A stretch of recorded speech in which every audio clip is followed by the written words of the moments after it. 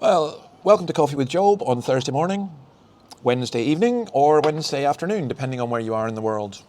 Notice our new flowers that were given by a friend to Annabelle, which was lovely. I heard an extraordinary interview, or read it rather, between Fraser Nelson of The Spectator and one of the professors from SAGE. Now, SAGE is the UK government advisory body. You'll see what this has to do with Job in a minute. And Fraser Nelson asked him, why do you just model basically negative outcomes? Why don't you do probabilities? Why don't you do a wider? And this is what the professor stated. He said, we've only been asked to model the worst outcomes. Isn't that appalling in so many ways? Government policy is always based on that. But I thought about that in terms of the gospel. You know, there's a sense in which sometimes Christians have been portrayed as doom and gloom. And in reality, we are coming with the most enormous hope. So this book of Job is just so full at one level of doom and gloom.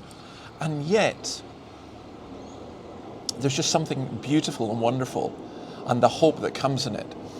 So let's take, for example, today's passage, Job chapter 30, and I'll read from verse 1. But now they mock me, men younger than I, whose fathers I would have disdained to put with my sheepdogs. Of what use was the strength of their hands to me, since their vigour had gone from them? Haggard from want and hunger, they roamed the parched land in desolate wastelands at night. In the brush they gathered salt herbs, and their food was the root of the broom bush. They were banished from human society, shouted at as if they were thieves. They were forced to live in the dry stream beds among the rocks and in holes in the ground. They brayed among the bushes and huddled in the undergrowth. A base and nameless brood, they were driven out of the land. And now these young men mock me in song. I become a byword among them. They detest me and keep their distance. They do not hesitate to spit in my face. Now that God has unstrung my bow and afflicted me, they throw off restraint in my presence.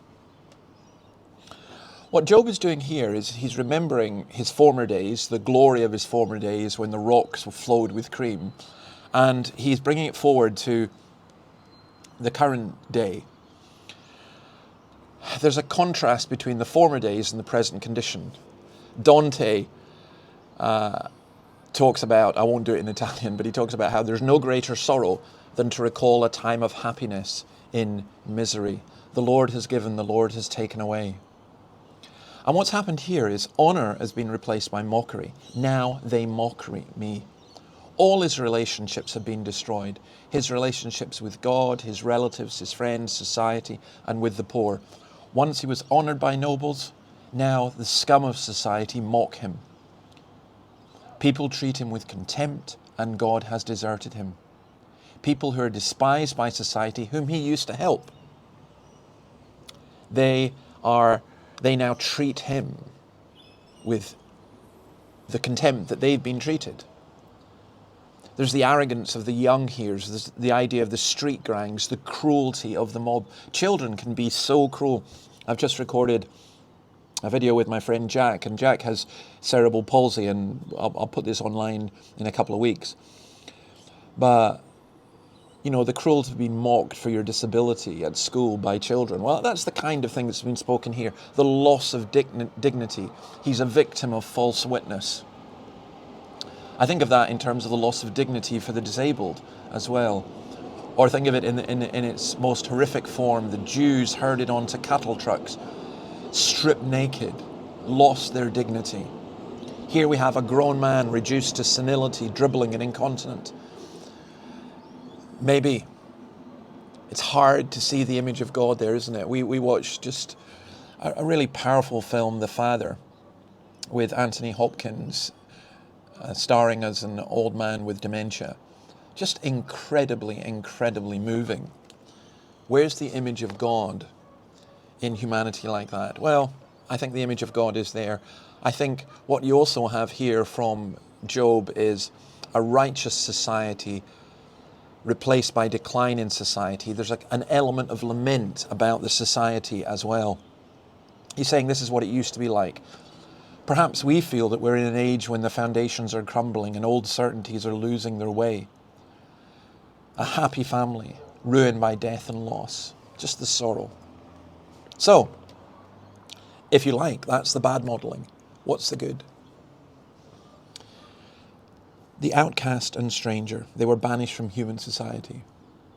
The child in the manger, outcast and stranger.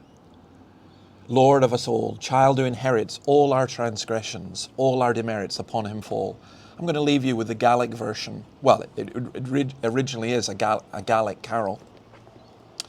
And I'm going to leave you with that. But just think of it. I mean, beautiful, beautiful words. Prophets foretold him, infant of wonder. Angels behold him on his throne. Worthy our Saviour of all our praises, happy forever are his own. He was cast out that we would be brought in. That's the Christmas good news. The modelling for those of us who are Christians is it always ends well, because it ends in glory, it ends with Christ, it ends in heaven. See you on Christmas Eve. Bye.